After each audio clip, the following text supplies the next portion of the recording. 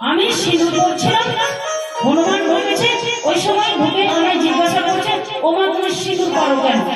তো আমি আর কি বলবো? আমি বললাম সিঁদুর পরলে তোর প্রভু খুশি, তাই তোমাকে বেশি করে খুশি করার জন্য হনুমান সারা শরীরে সিঁদুর নিয়ে এসেছে। বলে মা অল্প করলে যদি প্রভু এত খুশি হয় তাহলে আমি সারা শরীরে সিঁদুর করে যাব, তাহলে প্রভু অনেক খুশি হবে। তাই দেখো হনুমান তোমাকে বেশি করে খুশি করার জন্য সারা শরীর সিঁদুর নিয়ে এসেছে। তো হনুমান বলছিল প্রভু তুমি হাসছো কেন?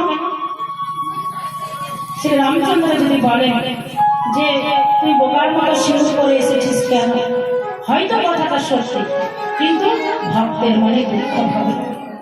ভগবান সব পারে, ভক্তের মনে দুঃখ দিতে পারে না।